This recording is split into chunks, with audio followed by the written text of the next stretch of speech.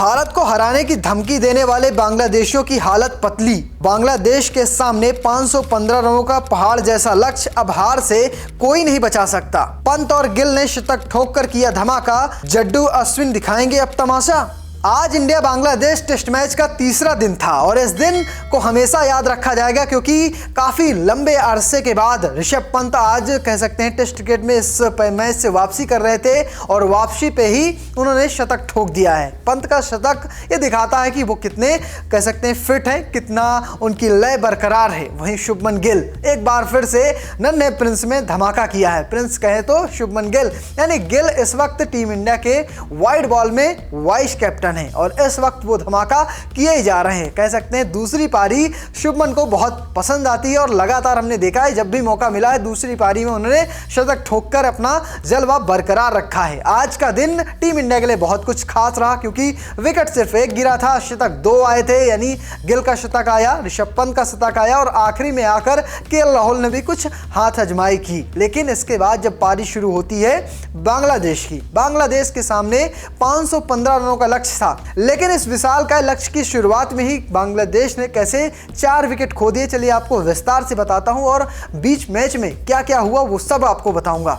India Bangladesh test match की शुरुआत होती है। टीम इंडिया पहले बल्लेबाजी करते हुए 378 रन बनाती है। जवाब में बांग्लादेश की टीम पहली पारी में 149 रनों पर ऑल आउट हो जाती है, यानी उनके सामने बड़ा संकट होता है क्योंकि लीड पहले से टीम इंडिया के पास होती है। टीम इंडिया की दूसरी बल्लेबाजी शुरू होती है। टीम इंडिया के शुरुआती झटके लगते हैं, रोहित, जायसवाल, विराट कोहली आउट हो जाते हैं, लेकिन गिल और ऋषभ पंत टिकते हैं और टिकने के बाद दोनों शतक लगाते हैं। उनके शतक के दम पर टीम इंडिया 287 रन तक पहुंच जाती है।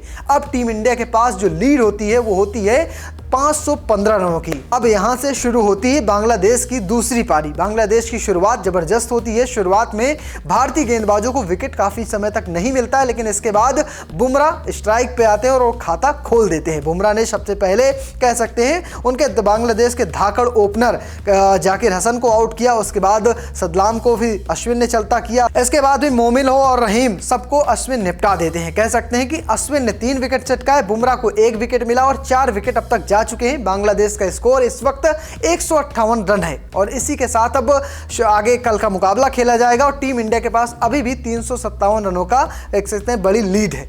आज का दिन सच में ऋषभ पंत के लिए बहुत खास रहा क्योंकि ऋषभ पंत एक्सीडेंट के बाद टेस्ट मैच में वापसी कर रहे थे और वापसी में उन्होंने शतक ठोका है। ये शतक भी खास है क्योंकि उन्होंने 128 गेंदों पर कह सकते हैं 109 रनों की पारी खेली है। इस दौरान उनके बल्ले से 4 छक्के और 13 चौके निकले हैं।